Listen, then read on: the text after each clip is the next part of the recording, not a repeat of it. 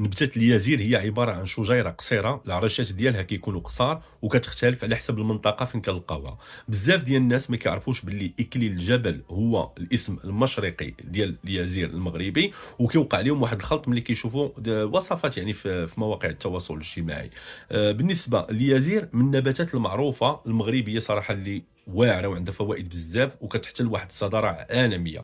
اليازير المغربي هو النوع الوحيد اللي امن بزاف في التغذيه، واخا كيكون بتركيز طالع شويه، حيتاش في بلادنا كيكون التركيز ديال ماده الروزمارين طالع، والشوائب اللي كتسبب مشاكل في الجهاز العصبي كتكون شبه منعدمه. ولكن قبل ما ندوزو الفوائد ديالو للشعر والبشره، بالنسبه للناس اللي عندهم الضغط مرتفع، الناس اللي عندهم الطونسيو خاصهم يتجنبوا اليازير حيت كيزيد يطلع الضغط. كذلك الناس اللي عندهم مشاكل ديال الجهاز الهضمي بحال مثلا قرحه المعده او التهابات بحال مرض كرون او تعفنات بحال الكانديدا، اليازير يقدر يهيج لهم هذه المشاكل.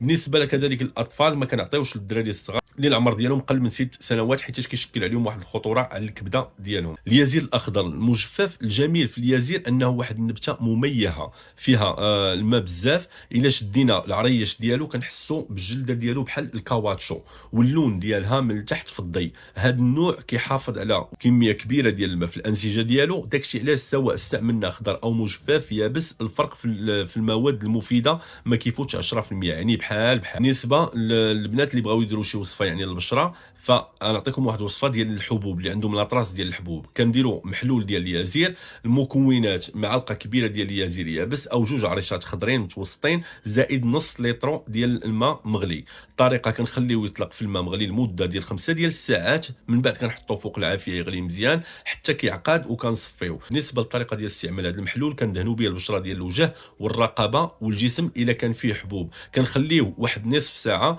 وكنمسحوه غير بالماء بلا غسيل. كيدار مرتين في اليوم، يعني الصباح وبالليل للوجه، ومره في الليل للجسم. كيطفي الحبوب وكيحيد الاثار ديال الميلانين. اليازير كينظم افراز الدهون وكيحسن لنا الدوره الدمويه في الفروه ديال الراس، وهذا الشيء كيعطينا شعر قوي. بالنسبه للشعر الدهني، غنحتاجوا معلقه كبيره ديال اليازير زائد عشرات الوردات بلديين زائد 3 ديال الحبات ديال القرنفل زائد نصف لتر ديال الماء مغلي، وكنخليوه يطلق ونصفيوه ونديروه في بخاخ يعني سيروم كل ليله. بالنسبه للشعر الجاف الناشف، معلقه صغيره ديال اليازير مطحون زائد معلقه صغيره ديال البابونج مطحون زائد كاس صغير ديال زيت نوار الشمس او زيت الزيتون ماشي مشكل.